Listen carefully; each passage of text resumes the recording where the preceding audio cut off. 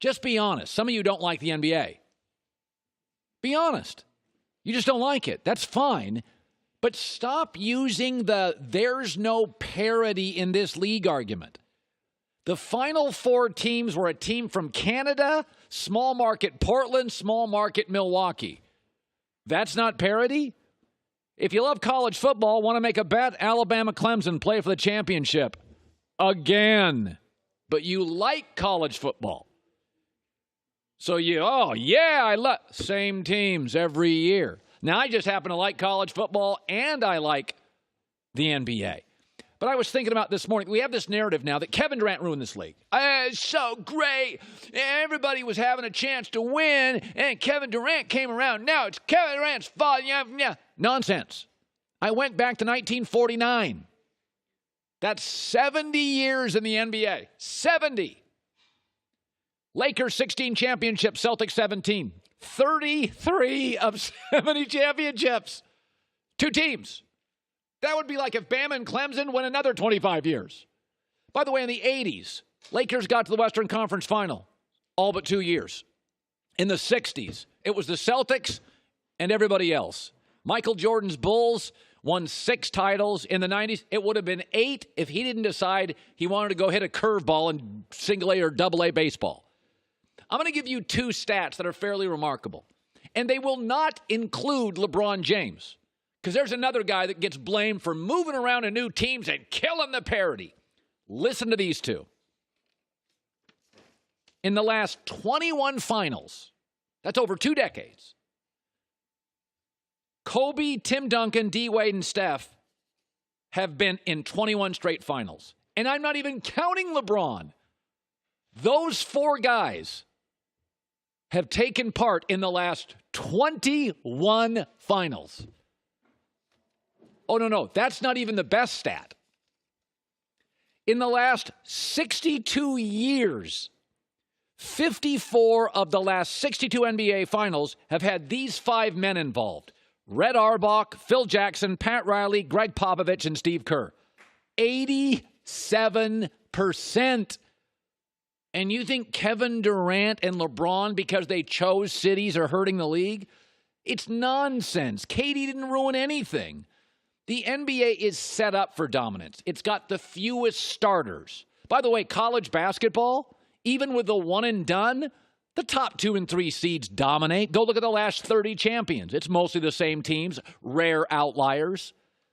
But in baseball, pitching dominates the sport. And pitching arms get injured a lot. They get fatigued. Chris Sale, nobody could hit him last year. Chris Sale for the Red Sox this year can't get anybody out. And his ERA is doubled. That's what happens to pitchers' arms. That doesn't happen to Steph's arm. That doesn't happen to Klay Thompson's arm. That doesn't happen to Kevin Durant's arm. In football, injuries really help parity. Even now we have a current NFL dynasty, but Carson Wentz goes down. Generally, you don't have a Nick Foles to win it for you.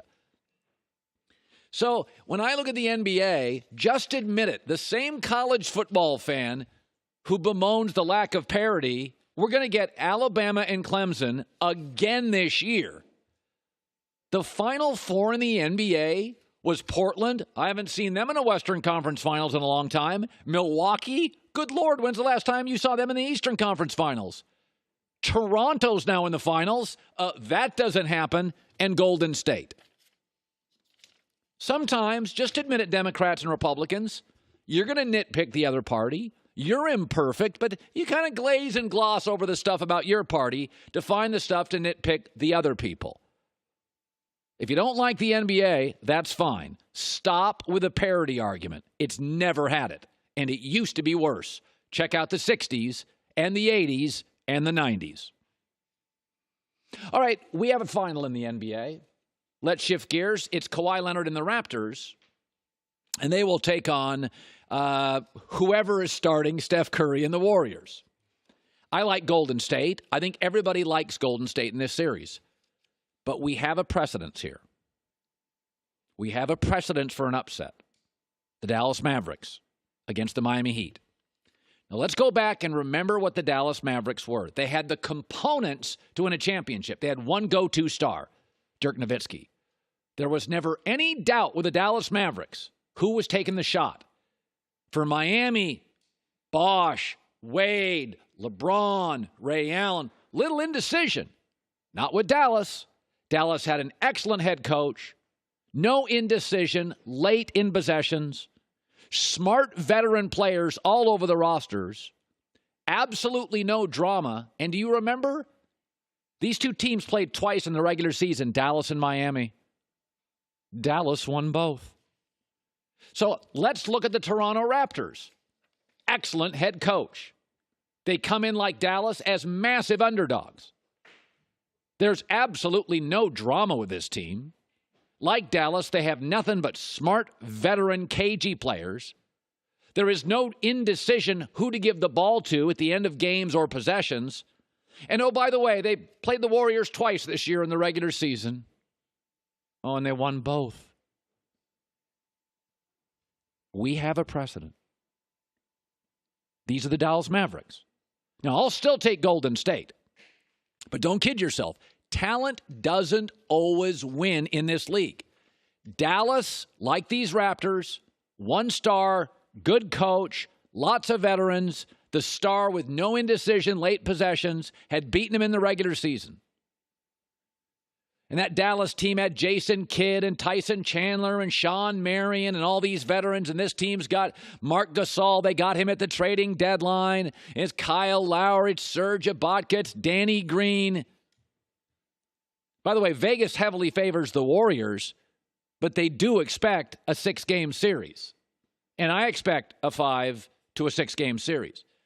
Now, here's something else these Raptors have in common with the Dallas Mavericks. And right now, a Raptor fan watching me is like, hey, Colin's on our side. He likes us. Well, here's the problem. When Dallas won that championship, nobody talked about it outside of Dallas. Because that was all about LeBron winning his first title or LeBron losing a championship. And if Toronto wins this series, remember, all champions are not equally interesting. If Toronto wins this championship, it is not going to be about the Raptors. It's going to be about Golden State either wins the title, another one, or they gagged as a heavy favorite. You have to understand this. Not all champions are interesting. Andre Agassi, Serena Williams are a lot more interesting than Pete Sampras. I'm looking at the ratings a couple of weekends ago at the PGA Championship. Brooks Koepka. It was the lowest rating in 20-some years. He's just not that interesting. He just happens to be great. So much like the Mavericks, even if the Raptors win, the immediate story will be about the Warriors, and the second story will be about will Toronto's best player leave and go west. But you won't care. You'll be in Canada. You'll have won. Then you'll start rebuilding. But there is a precedent for this, and I do think we'll have a feisty series because the Mavericks and the Raptors have several components necessary to make it interesting. Good coach, underdog, resilient veterans, superstar with no indecision, late in possessions, and they beat that team twice in the only 2 times they played in the regular season. Hi, everybody. Thanks for watching. Subscribe here to get the latest from the show. Also, be sure to check out more of the best clips from The Herd or go watch a few segments from other shows on FS1.